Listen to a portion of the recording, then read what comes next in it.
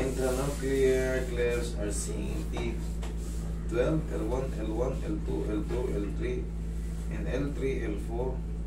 Lost normal D signal is noted at the level L5 S1 level. Okay. Bakit nangyari sa ito? L4, L3, L4, mild diffuse. L4, L5, diffuse. L5, S1, asymmetric disc bulge with left for a central M subarticular disc protrusion measuring 3.4 by 10.1. Okay.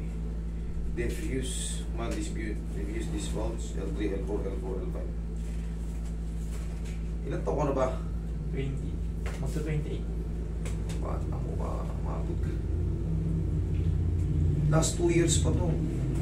Bugbog sarado yung buong likod mo, sir. Alam mo ibig sabihin nito? Alam mo ibig sabihin ng diffuse? Sabihin natin, oh, nakalagay rito mild.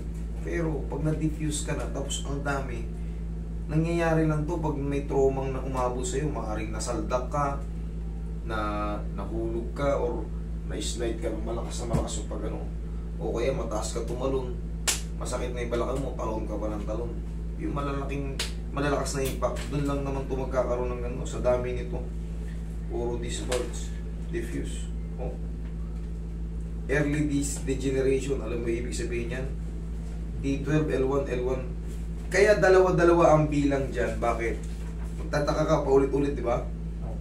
L1, L1, L2, L2, L3, L3, L4.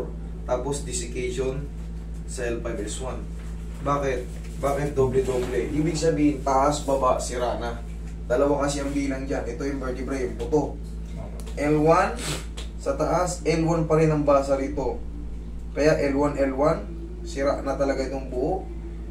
L2, L2, L3, L3, L4. Doble ang bilang sa bawat disc. Puro ibig sabihin ito, paulit-ulit, L1, L1, L2, L2, L3, L3, L4, L4, L5, L5, L5, S1, S1, L5, S1. Okay. Ano bang nangyari sa'yo before, sir? Bakit lamog na lamog yung mga disc mo? Wala, naramdaman ko lang po ito sa trabaho ko dati. Ano yun? Buhat ka ng buhat? Mabigat kasi doon sa trabaho ko. Yun lang naman ang mga ano yan.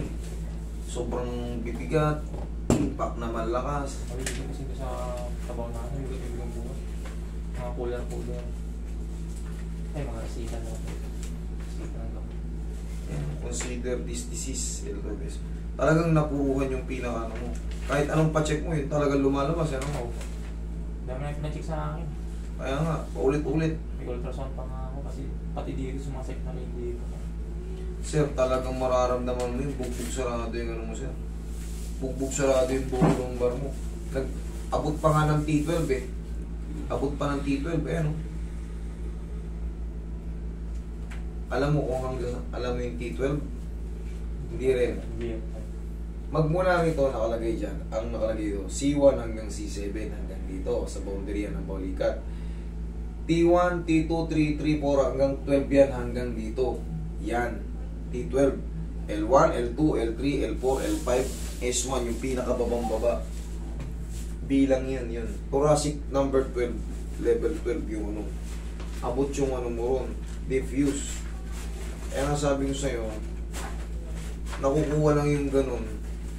Yung mga gantong trauma, paglamog na sobrang bibigat, yung saldak, nasasaldak ka ba, or nadudulas ka ba, or masakit na yung balakang mo, pinipilit mo tatalon basketball. Hindi ka na naglalaro. Puro buhat lang talaga. Solid lang talaga buhat. Solid po doon. Ngayon, 2 taon na ito makalipas. Ano pakaramdam mo? Talagang sana. Sumasakit po talaga. Minsan namamanid na yung papunta dito. Tsaka dito. Tapos parang may kuryente na pumipitik dito. Tapos yung hindi ko... Alam mo kung hanggang saan, alam mo kung ano yun? Na hindi ba na-explain mo sa yun? Pag bugbog sarado yung lumbar mo, ayan o. Kaya kung malalaman mo magraradiate po ba? Yan o, abot yan. Sira ang balaka mo, diretso yan sa baba. Itong nangyayari sa'yo, ganito, meron kang hearing issue sa L5S1 eh. Pero yung mga nasa L1, magmula T12 mo, T12, L1, L1, L2, L2, L3, L3, L4, L4, ganito, puro ganito. Pero pinakamalala mo L4, L5, S1. based doon, this disease nakalagay, tapos siyempre pag may disease, ayan o ganito oh. Ayan o. Ano yung pang sample? Ayan o, disease. Ganyan. Ibig sabihin yan, noong 2022, bago ka nagpa-check yan, malamang matagal mo na rin nararamdaman. Kumbaga may nararamdaman ka na bago ka pa nagpa-check. Ganun yun. Kaya ang disease kasi, magkakaroon na ng riba-ribaba yan. Pagka may disease ka, wala na, hindi na healthy kasi ito. Ngayon, syempre, pag hindi na healthy, wala na siyang nasisip-sip na sustansya, gagapok yung buto mo. Ganon ang mangyayari sa'yo. Kaya buong balakang mo. Pero napakabata mo pa ito, siguro talagang heavy workers ka talaga. Bibigat pa talaga yung mga binubuhat na. Ngayon, ano bang mo ngayon, daily routine mo ngayon? Ano ba yung ginagawa mo?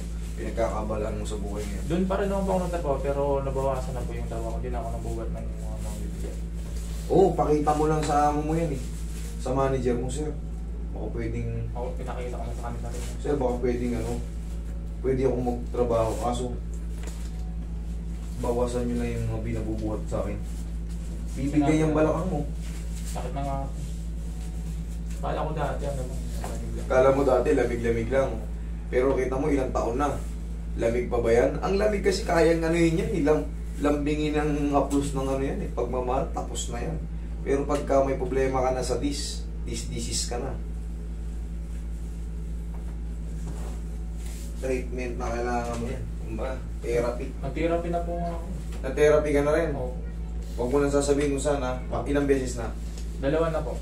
Isang taon, isang beses. Na pa rin. Wala. Tuturuan lang kita ng technique para makasurvive ka. Magkakaroon pa rin ng parang mild pain yan pero kakayanin mo, tayo ka. Ganun talaga kasi ano ito eh. Sira na yung ano mo sir. Yung mismo. Sasalansanin ko lang yun mo para matanggal yung pagkaipit ng mga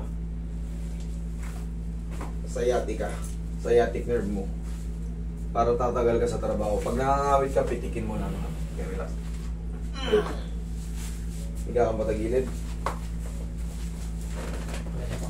Paghandaan mo pa yung pagdating ng senior citizen age mo. Ngayong bata ka pa, bugbog sarado na yung balaka mo.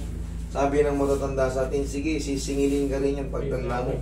Sisingilin din tayo yan. Ako mas malaki yung edad ko sa'yo. Yung sinasabi ng mga magulang natin, sige, gawin mo yan. Magbasa ka, magbuhat ka ng magbuhat, tapos maligo ka. Sisingilin ka yan pagdating ng araw. Ngayon pa na, wala ka pa sa kalahati ng buhay mo.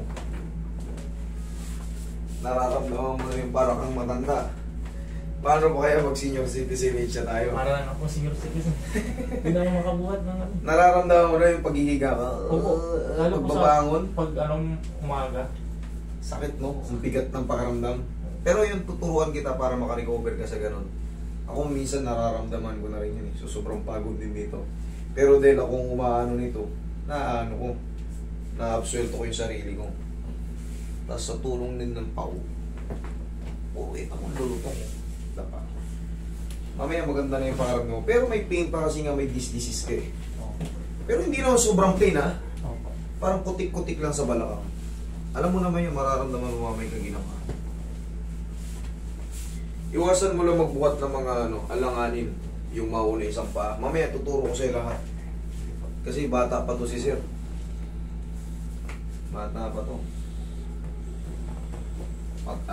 Pagkadating mo ng senior citizen, ako po.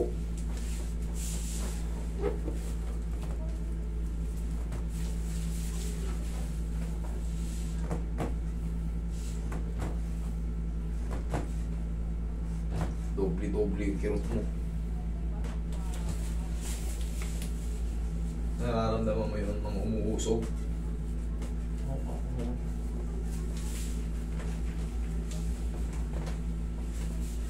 Okay, massage mo to eh.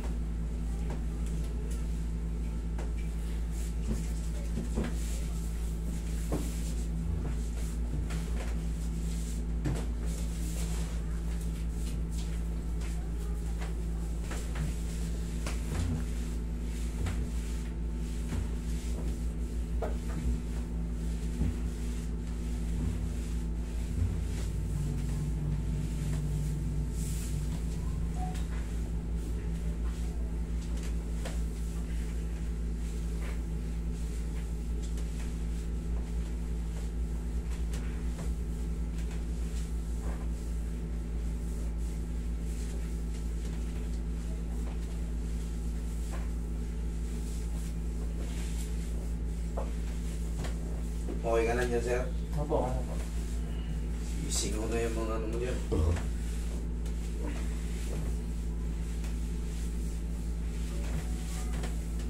Yaya ka.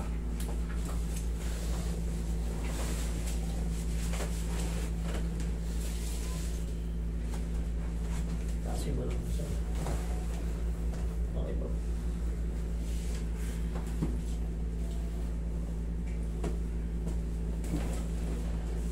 Relax lang. Inhale. Seal.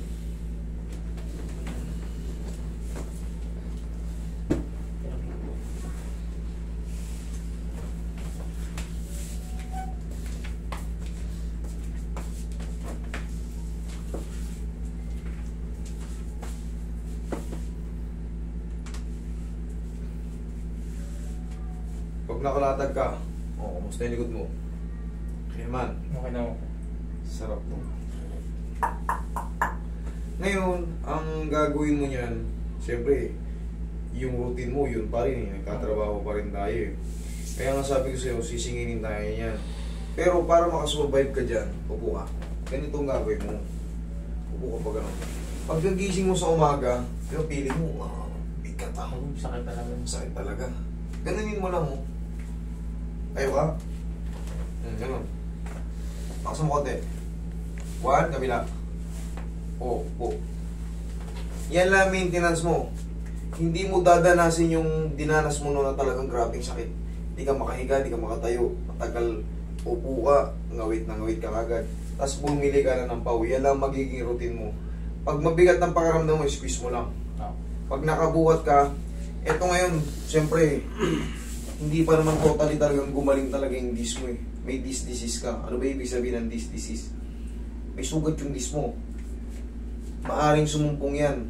O maaring may kumutik-kutik ng konti. Pero, maintain na kumbaga kayang-kaya mo na.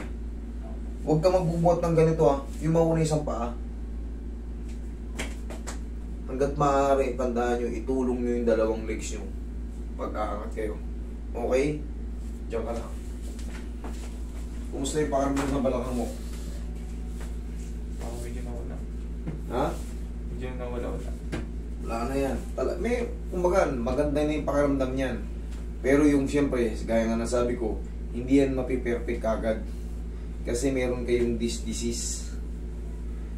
Talagang meron pang kutik-kutik yan. Normal lang yun. Pero maghihilom din yun. Pag hilom yan, ang tawag na ron tightening disc. Gihilo. Ang mahalaga dyan, makakagalaw na kayo na maayos. Hindi na siya yung kagaya noon na kunting babangon ka lang sa higaan. Kailangan mo pa ng parang bubuhat sa'yo o hawakan. Katagilid nga ba ako bumakan? Oo. Ngayon, tingnan mo, higa ka. Dahil. Ang technique dyan, pump mo yung paa mo. Sige. Tayo. Okay. Yan. Balik. Ganun. Okay na mo, nakangiti ka na. Okay? Idol, mag-iingat kayo sa pagbubuhat nyo ha. Mabilis sumumpong yan kasi mayroon bugbog sa nating mo. Hindi ko sinasabing magaling ka na, pero nakalaya ka na sa sumpa na yun. Talagang sobrang sakit. Darating ang panahon, siyempre puro trabaho tayo. Pag-ingatan mo lang, huwag kang magbubuhat ng, tanda mo yung medyo mauuna isang paa. Yan lang, okay? Tapos, morning ha, tapos bumili ka ng pau. Kahit di ka marunong mag-ganun-ganunin mo lang yan. Okay? Sige, huwag lang maligo today. Okay? Bukas pwede na. Pwede na bukas.